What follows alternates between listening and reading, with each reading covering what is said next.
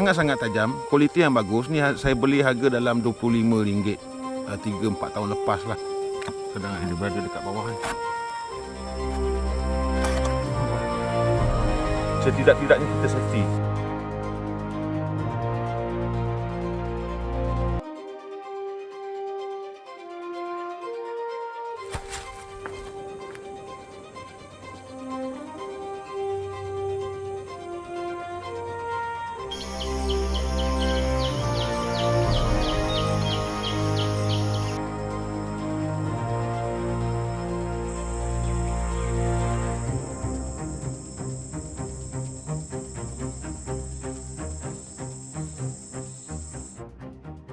Kita masih lagi menyentuh isu sesat. So kalau sahabat-sahabat sesat, saya tak tahu kalau sahabat rasa ini bermanfaat, so ambil. Benda ni penting. Kita bukan tahu, dan bagi sahabat-sahabat yang kaki hiking apa semua, benda ni penting sebenarnya. Sekiranya kita terpisah daripada rakan-rakan kita, keseorangan. Kalau kita berteman tu okey lagi, tapi kalau kita keseorangan, apa yang perlu kita buat? Seperti mana yang saya pernah cakap sebelum ni, menjelang waktu malam, sahabat-sahabat kena berhenti, jangan terus ke perjalanan. Yang penting jangan panik. Dan kenapa saya sering cakap, kalau boleh, jika sahabat-sahabat berehat dan tibanya waktu menjelang malam ni, jangan teruskan pergerakan ni. Saya sering cakap duduk dekat bandi kayu, tapi tengok dulu dekat atas, takut ada dahan yang reput. Kenapa saya cakap macam tu? Sahabat-sahabat, janganlah duduk dekat tengah-tengah, sebab kita tak tahu hidupan liar yang ada di dalam itu. Misalnya harimau, gajah dan sebagainya. Dan sahabat cari bandi kayu, duduk dekat situ sampailah pagi. Lepas tu baru teruskan perjalanan. Orang biasanya akan jadi panik biasanya bila menjelang malam lah. Sebab pertama adalah orang fikir hantu. Yang kedua adalah haiwan buas.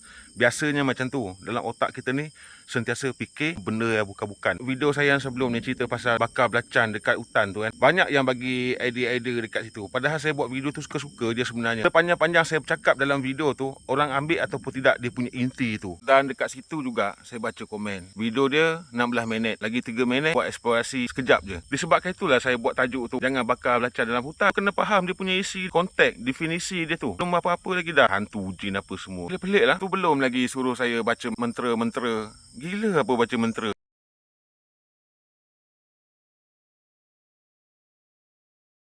Janganlah buat benda macam tu. Syirik benda tu. Benda ni kalau kau tak bakar pun, siang ke malam ke, kalau dia nak usik, dia usik je. Tak perlu nak bakar-bakar kemenyan, bakar colok, mentera apa semua. Benda-benda ni tak kira lah Islam ke Kristian. Kristian pun sama juga. Benda tu syirik. Tak boleh buat sebenarnya.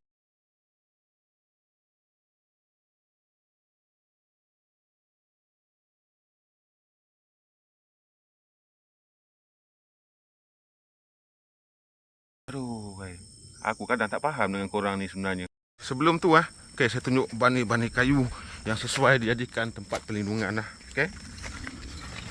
Tapi sambil-sambil tu tengok juga kiri kanan ni, takut ada ular kapak kan. Ular kapak ni payah, dia bukan pandai lari pun. Kalau dia nampak kita ni, kalau kobra ni kau nampak kita dia lari. Tapi ular kapak ni dia tak pandai lari. Okay. Macam ni lah bandi kayu. Okay, duduk dekat situ, bersihkan dulu. Duduk dekat situ. Janganlah sesat pergi duduk dekat tengah-tengah hutan, bahayalah. Cari pelindungan macam ni untuk safety kita, keselamatan kita. Duduk dekat bandi kayu ni. Cantik ni.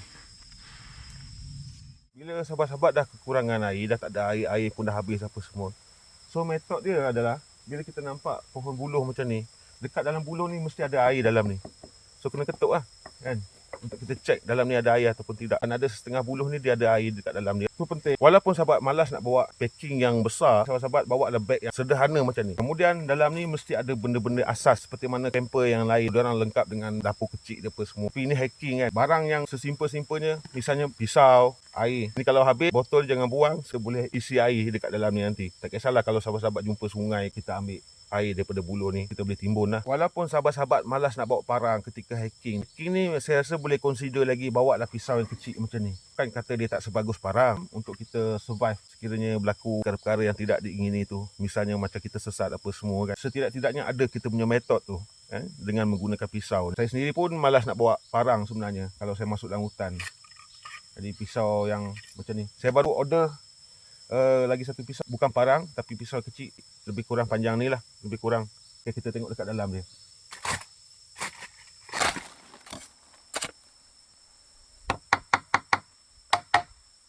Padat. Kosong. Kosong. Kosong.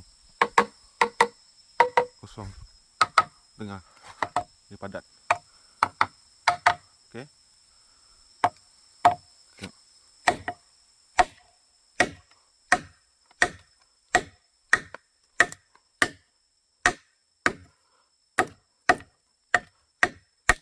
Nampak air dia dah keluar sikit dah.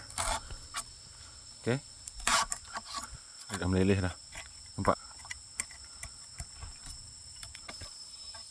Kadang air dia berada dekat bawah ni. Nampak? Air dia keluar.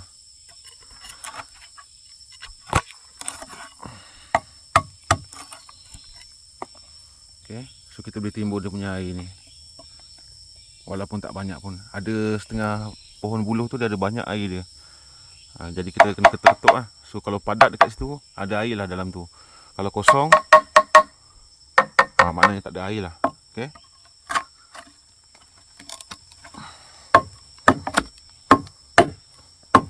Pisau ni sendiri ya, sangat-sangat tajam. Kualiti yang bagus. Ni saya beli harga dalam RM25. 3-4 tahun lepas lah. Sekarang ni saya tengok harga dia lebih kurang dalam 50-60 kalau tak silap saya. Dia dah naik harga. So produk Cina ni sebab dia menguasai ekonomi, dia untuk permulaan starting dia memang akan jual benda ni murah lah. Nasib baik saya beli awal benda ni, pisau ni kan. Jadi sekarang ni harga dia dah naik dah. Ini saya beli harga dalam 25, murah je masa tu. Sebab tengok dia punya kualiti dia. Dia taklah macam parang sebab dia ringan kan. Tapi setidak-tidaknya kita boleh gunakan ketika kita sesat. Nampak? Alright. Memang bagus. Dia punya kualiti. Tengok dia punya potongan dia. Boleh tahan dalam jugalah ketika dia potong ni. Sahabat boleh tengok sendiri lah dia punya potongan dia. Nampak tu? Sampai tembus. Ni buluh tebal ni sebenarnya ni. Dengan guna pisau ni je. Okay? Sama juga yang ni. Kalau sahabat berada dalam hutan, cari bani kayu. Mesti wajib ada bani kayu. Kalau pembalak dia tak tebang lah. Okay? Nampak besar. Ni. Janganlah duduk dekat situ. Macam Semenanjung dengan ancaman harimau apa semua. Takkan kita nak duduk dekat tengah-tengah tu. Setidak-tidaknya kita tersorok daripada bani kayu ni. Besar dia punya bani kayu ni. Nampak? So safety sikit. Setidak-tidaknya kita safety.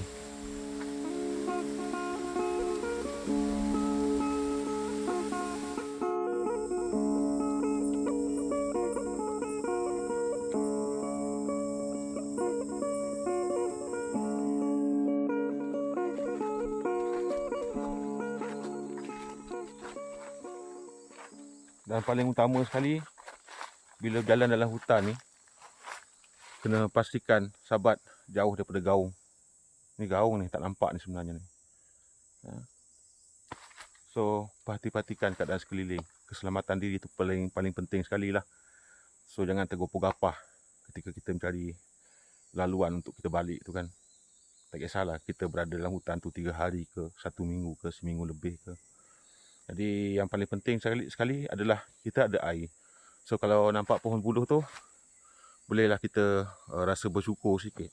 Sebab dalam tu pasti ada air. Sepanjang perjalanan sahabat mencari laluan ataupun jalan, kalau sahabat nampak pohon palma macam ni, dari jenis palma ni, ambillah daun dia. Kita boleh buat atap ni. So dalam hutan dia mesti ada pohon palma ni.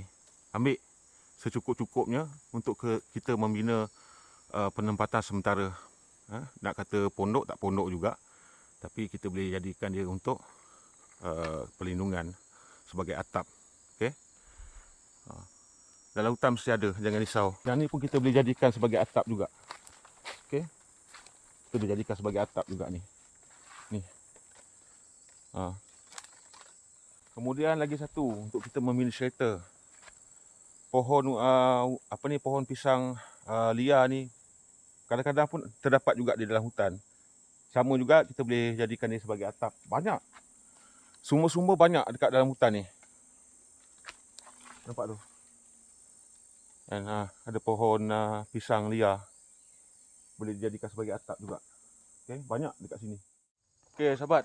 Lepas tu saya lupa ada satu lagi barang yang sangat penting lah. Walaupun sahabat-sahabat tak terfikir nak bawa tali. Masih berkonsepkan, bertemakan untuk kita membina shelter ataupun penempatan sementara juga. So kita boleh menggunakan slow tape hitam lah. Slow tape hitam kalau tak nak bawa benda berat dalam beg, bawa lah slow tape hitam. Okay, ni slow tape hitam. So kita boleh jadikan dia sebagai penahan lah ketika kita membina shelter kita tu lah. Dan getah ni pun boleh dimanfaatkan juga sebenarnya. So bawa lah dua barang ni, slow tape hitam dengan getah ni. Bawa lah.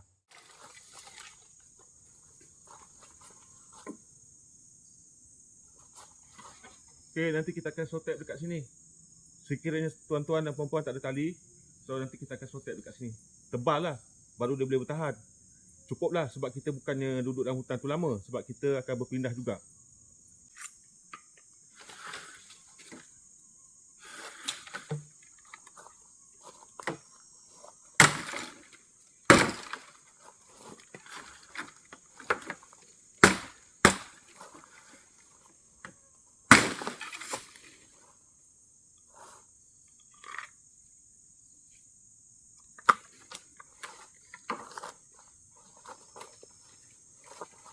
Kalau nak mudah lagi, cari yang buluh Y lah. So banyak. Ini adalah salah satu contohnya lah.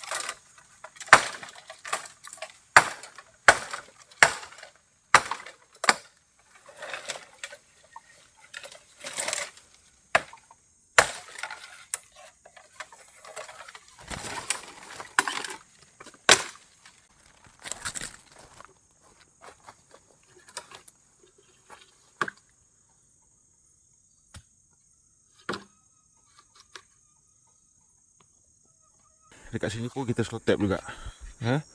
Kalau nak guna slow tape, beli slow tape hitam ni dia liat sikit. Okay, lebih kurang macam ni lah. Dia tak kukuh mana. Boleh buat kukuh, tapi tanamlah buluh ni ataupun kayu tu dekat dalam tanah untuk kukuhkan dia kan. Inilah penempatan sementara. Bukan kita nak bermalam dekat sini sampai seminggu, sampai sebulan.